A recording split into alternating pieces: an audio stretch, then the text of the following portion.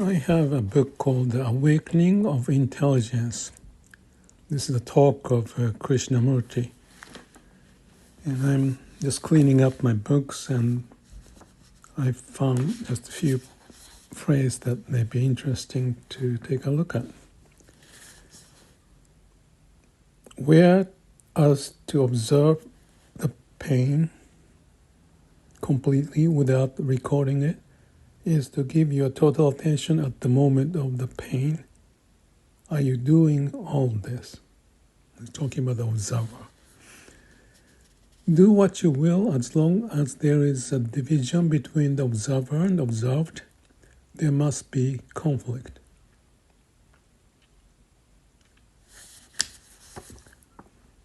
You have to think about what observer and what's observed. To be aware of my conditioning totally, not partially, means my mind must be highly sensitive. Otherwise, I cannot be aware. I must also be aware of what actually is without any choice. Pure awareness. If you can do that, then you can observe your conditioning totally.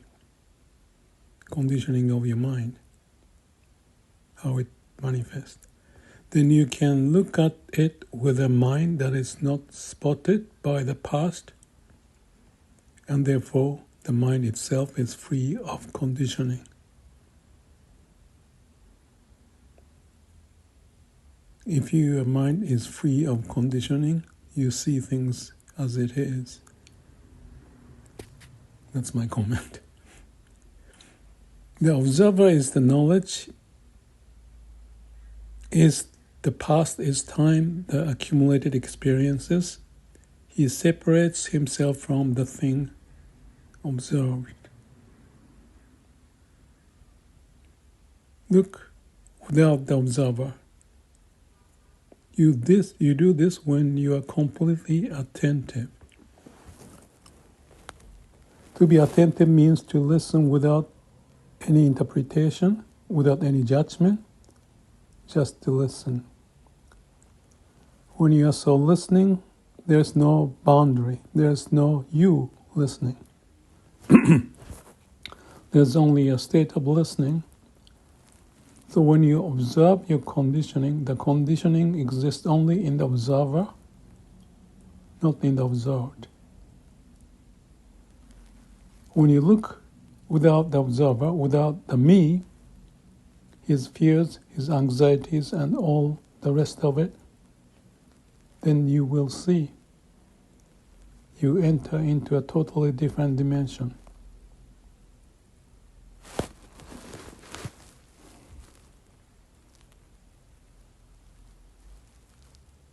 If you know what he's talking about, observer, observed, attention, be aware, that's the opening, if I may say so, of being purely unconditioned and free from the me, the thought, the conditioning, and you're liberated from the constraint of your mind. He's talking about observe or listen attentively without any conditioning.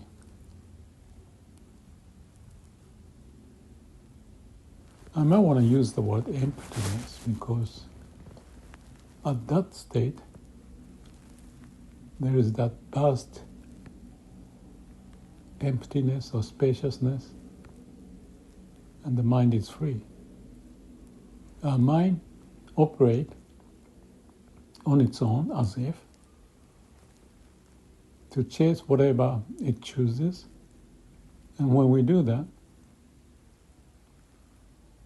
we get left out from what's going on in ourselves and what is going on externally, that we have a filter of the mind, conditioned way operating without being attentive.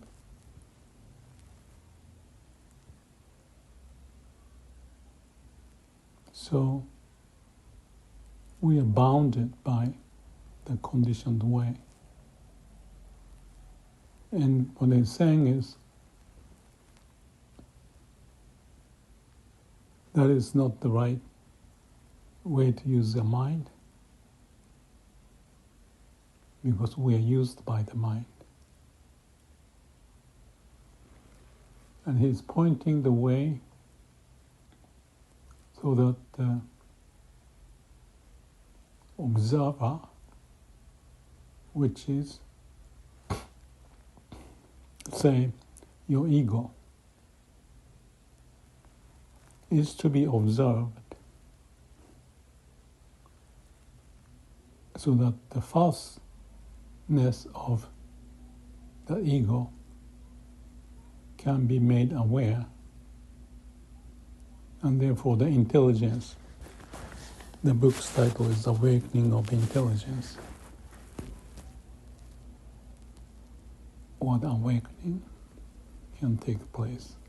And if you have that, or when you have that, you have peace beyond the mind constraint. And to live without the mind constraint,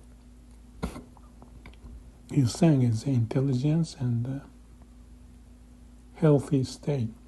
That's my word. To be. But for that to happen, we have to go beyond the conditioned way of how we use the mind, but observe what's going on, be attentive, be aware at every moment, here and now. And that requires a fair amount of energy, because you are going against, well, I said you, because the mind like to operate the way they know, as accumulated way, the conditioned way of how we use our mind. But he's saying that's limiting, and you learn to observe what's going on. In Vipassana, we talk about awareness and equanimity. Awareness is observation, equanimity is stay calm, so that we can see the falsehood of the mind doing its conditioned way of operating. When we experience it, these words become clear or clearer, backed up by the skills that we may develop to observe our mind properly, instead of not knowing how to deal with our mind conditioned way of operating. And that's awakening. His word, awakening of intelligence. And this is a thick book. I just picked up a few lines, and I read this 20 years ago, 25 years ago. Oh, I just pick up another one. So not to have images at all. Work this out, apply it, not just accept it, but actually apply it, inquire and apply and live it. Then one finds, if you do apply, do work at it, there is a mind, there is a brain that can never be hurt, because there is nothing to be hurt. That's page 443 I just opened and picked up. I think that's good enough. This is like a 500 pages book. Someone gave this to me 25 years ago, perhaps. His way of going back and forth, question and answer, requires attentive mind to know what he's saying. And that itself is a big hurdle. And we get lost by the use of the word or the meaning of the word without experience. If we have the experience, things flow more naturally. Without the experience, we get confused by the use of the word, what he means. And if you don't have the experience of attentiveness or observer or being observed or anything like that, I use the word mirror mind. You have to see yourself, what you're doing. And that's the main issue, whether it's Krishnamurti or anybody or any spiritual teaching, as far as I'm concerned. But there are different style approaches, the way people would work on it. And some may like his approach, his view, and others may like the other approach. Even like the Shin Buddhism, that approach is less confusing, if I may say so, by the use of the word, but rely more on the feeling, intuitive sense, especially for those who are not equipped with the logic, interpretation, but rather that would confuse them. They would rather not to approach promoted by Krishnamurti, but approach more based upon the feeling, compassion, not so much on intellect. So various avenues, passages to move on, and the passage is full of thorn and the trap, because we are going against the habitual pattern how we use the mind or the brain. But that is a way of living toward awakening. But awakening can happen with full trust on the compassion of Amida Buddha, for example, and there may be others. It's a fascinating adventures of human to go through this, to figure out so that we go beyond the suffering and better use our mind, but not to be used. So we leave with that. I just wanted to